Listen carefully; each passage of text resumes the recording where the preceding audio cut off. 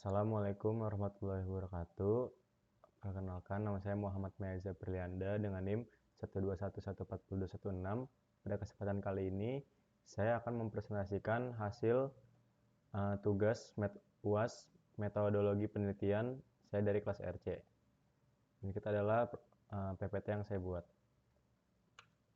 Saya mengambil judul Perbandingan Kinerja Model Klasifikasi Tingkat Kesehatan Mental Mahasiswa dengan menggunakan algoritma C4.5 dan NAIF-based dengan studi kasus Institut Teknologi Sumatera. Pada daftar isi terdapat pendahuluan, tujuan pustaka, dan metodologi penelitian. Pendahuluan latar belakang kesehatan mental, kunci keberhasilan individu melibatkan harmoni pikiran, perasaan, dan pandangan hidup. Menurut WHO, 970 juta orang mengalami gangguan mental global dengan depresi dan kecemasan sebagai yang paling umum. Di Indonesia sendiri, 12 juta orang depresi dan 19 juta gangguan mental emosional.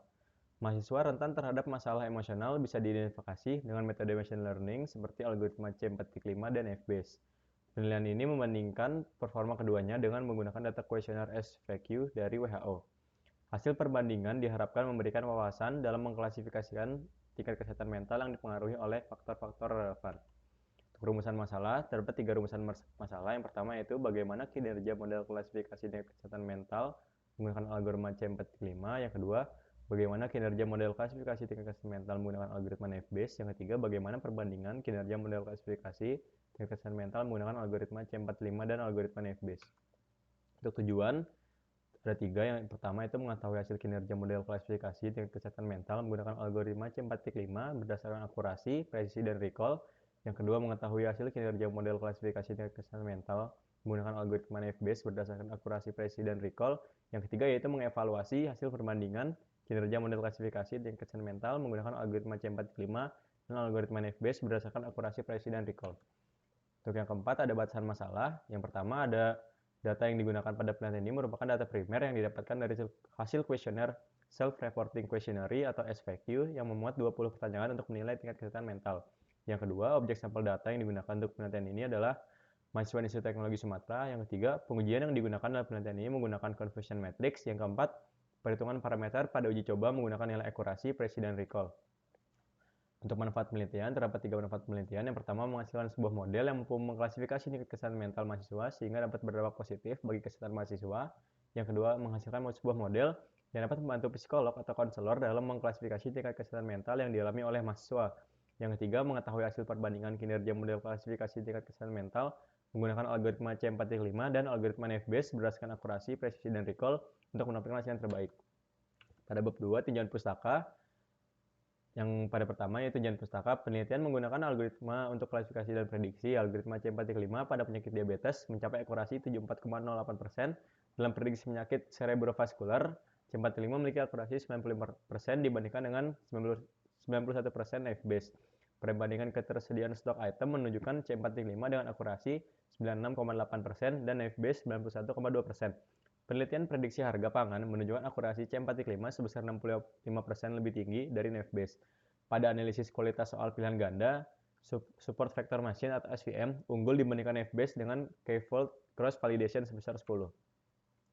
Dasar teori merupakan landasan intelektual yang menjanjikan pemahaman umum terhadap konsep yang relevan dengan ruang lingkup penelitian, menyediakan kerangka konseptual yang diperlukan untuk memahami fenomena yang sedang dipelajari, dan menguraikan prinsip-prinsip teoritis yang menjadi dasar bagi pengembangan pengetahuan dalam konteks penelitian yang dilakukan.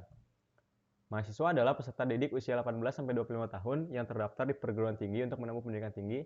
Mereka menghadapi tugas memantapkan pendirian hidup selama masa perkembangannya, berada dalam rentang usia akhir remaja hingga awal dewasa, dan dapat ditemui di berbagai jenis institusi pendidikan tinggi seperti akademik, politeknik, sekolah tinggi, institut, dan universitas. Institut Teknologi Sumatera atau ITERA adalah institusi pendidikan tinggi strategis di Pulau Sumatera, dikenal sebagai pusat keunggulan dalam menghasilkan sarjana teknik berkualitas. Diresmikan sebagai perguruan tinggi pada 6 Oktober 2014, ITERA berlokasi di Jati Agung, Kabupaten Lampung Selatan, Provinsi Lampung, dengan luas lahan 275 hektar sesuai dengan Surat Keputusan Kemendikbud nomor 60 P 2012. Kesehatan bukanlah tujuan hidup yang harus dicapai, tapi merupakan sumber daya bagi setiap manusia. Lebih dari sekedar fisik yang bugar, kesehatan mencakup jiwa yang sehat, memungkinkan individu untuk bersikap toleran dan menerima perbedaan. Kesehatan mental adalah bidang ilmu yang berkembang dan menerapkan prinsip-prinsip praktis untuk mencapai dan memelihara kesejahteraan psikologis pada manusia. Kecerdasan buatan atau AI atau Artificial Intelligence merupakan proses pengolahan data dari model analitis. Model ini bertujuan menghasilkan prediksi, aturan, rekomendasi, atau hasil serupa, dibangun dengan memanfaatkan konsep pemrograman yang dirancang untuk memahami dan menerapkan hubungan antara prosedur dan logika keputusan, membentuk sistem dengan kemampuan kecerdasan. Penambangan data atau yang lebih dikenal dengan data mining merupakan bagian dari disiplin kecerdasan buatan atau Artificial Intelligence yang dilakukan untuk menemukan pola, ringkasan, atau keterhubungan dalam satu set data. Algoritma C4.5 adalah salah satu algoritma yang digunakan untuk konstruksi model klasifikasi, mewakili implementasi dari sistem yang menciptakan pohon keputusan untuk berbagai masalah dengan mempertimbangkan berbagai faktor yang terkait dalam cakupan masalah tersebut. Algoritma Naive-Bayes classifier atau juga dikenal sebagai Bayesian classification adalah suatu metode klasifikasi statistik yang mendasarkan diri pada teorema Bayes digunakan untuk memperkirakan probabilitas keanggotaan suatu kelas. Untuk bab 3 metodologi penelitian, berikut ini adalah diagram alur penelitian, yaitu mulai studi literatur, pengumpulan data, rancangan pemodelan, evaluasi model, hasil pembahasan, dan selesai. Penjabaran langkah penelitian yang pertama ada studi literatur, yang kedua ada pengumpulan data, yang ketiga ada rancangan pemodelan, yang keempat evaluasi model, yang kelima adalah hasil dan pembahasan.